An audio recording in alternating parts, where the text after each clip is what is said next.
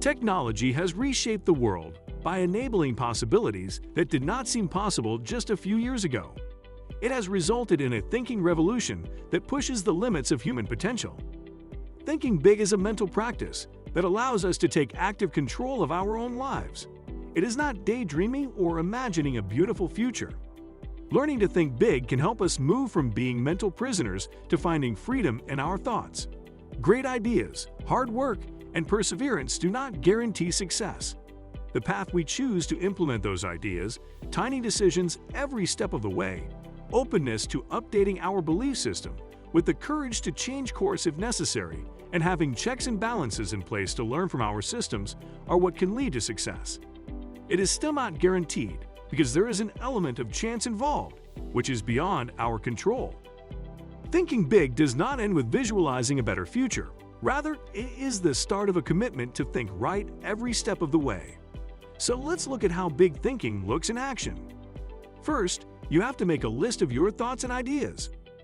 Set aside 30 to 60 minutes to make a list of everything you desire in your life. Do this when your mind is clear and there are no distractions. If it means turning the TV on for the kiddos, taking a more extended lunch, calling in your grandparents for some time, staying up a little later at night, or waking up earlier in the morning, then do so. Don't restrict yourself. Allow your pen to lead the way and bleed everything that comes to mind onto paper. Include both small and big goals, wild dreams, business ideas, places you want to visit, classes you want to take, and places you feel called to serve. Write it all down without judgment and give it some more thought. Number 2, break down your goals. Examine what you've written carefully. Prioritize the goals that are similar to a task or project. Make a circle around the goals you know you could achieve if you had the right people and systems in place. These goals should also excite and fill you up. These are the stepping stones to the bigger goal, and they make you nervous but eager to get started. Highlight the bigger goals that ignite your passion, that you want to share with those you care about, and where you feel called to serve. These are the terrifying goals, the ones that make your stomach turn and your body tense. Finally, on a separate sheet of paper, rewrite each of the goals that fall into the task categories, achievable goals, and big goals that make you nervous categories. Number 3, define your whys and what. Your why defines your vision, while what lays down the things you do to achieve that vision. When we communicate from the outside in, when we communicate what we do first, yes, people can understand vast amounts of complicated information, like facts and features, but it does not drive behavior.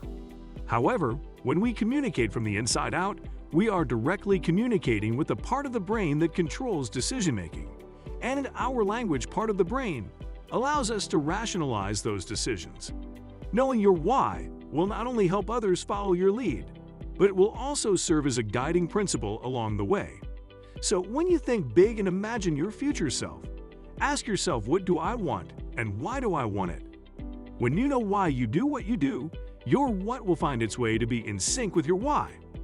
Asking yourself why will set in motion a chain reaction that will propel your visualization from imagination to reality. Number 4, proceed to take that first step. Don't be scared. If you use big thinking to plan every step of the way, it can drive you insane. Let's be honest. You don't know where you're going, and things can change quickly. You don't need a plan at first. All you need is momentum. That first step is both critical and insignificant. It is critical to put your thoughts into action, to avoid wasting time creating the perfect plan to get started, to avoid allowing your fears to hold you back, and to feel the energy that comes from seeing things in action.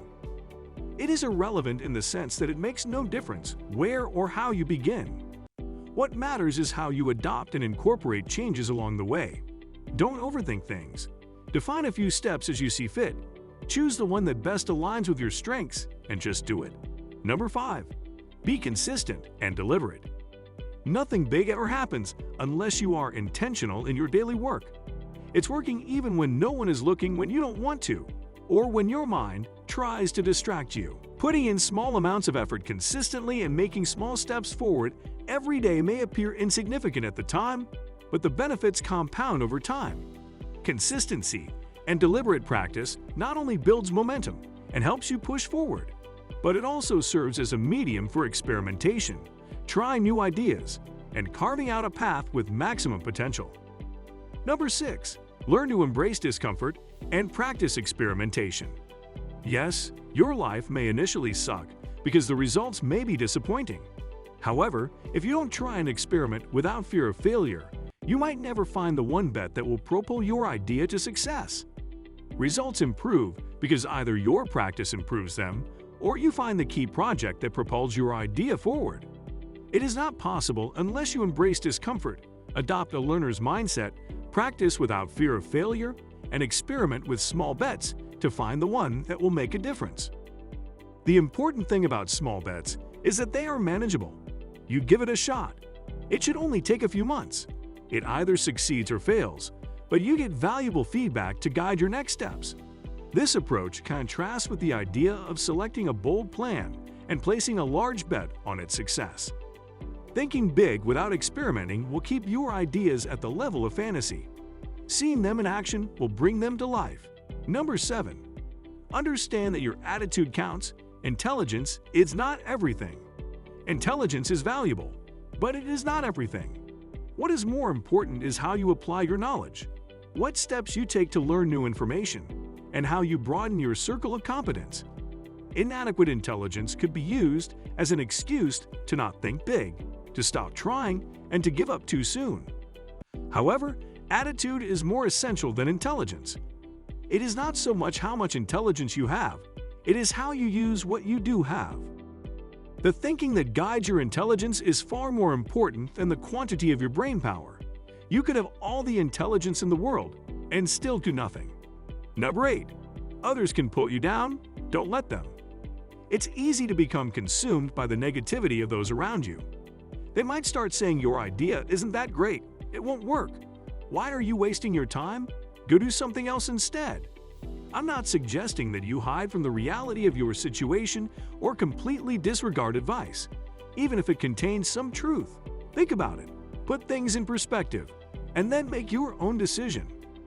Once you've decided to move forward, don't let negative energy from others sap your motivation to do great work. People will keep bothering you. Instead of blaming them for their opinions, accept responsibility for ignoring them if that is what is required to move forward. Thinking big involves prioritizing what matters by removing obstacles along the way. Number 9. Utilize your network. It is power. People in your network have so much to teach you. Instead of starting from scratch, broaden your thinking by reaching out to people and learning how they did it in the past, what they did to overcome failures, how they see your vision, and what they would advise. I don't believe in sitting down and making everything up on your own. Nobody is that smart. People in your network can not only inspire you, but also influence your thinking and guide you along the way. And if your idea resonates with them personally, they could be your biggest brand ambassadors, helping you spread the word. Number 10. Adapt, then correct. The ability to measure progress, receive feedback on the process, identify failure points, determine where plan adjustments are needed, and rapidly correct errors through adaptation. Thinking big requires action to welcome change as a way of doing things rather than resisting it. You may be stuck doing the same things over and over again and expecting different results if you lack the mindset to improve as you go. Being in the driver's seat as you learn to drive a car can be exciting, but traffic on the road can slow you down. Some reckless drivers can scare you, and you may even have to change your original route if you want to get to your destination. There will be many reasons to stop driving and many more to continue. It is ultimately up to you how you use the power of thinking big to make your journey more rewarding. Yes, it's totally up to you. Thank you guys for watching all the way to the end. If you found this video useful, please do well to give it a thumbs up and don't forget to hit the subscribe button as well. Bye for now.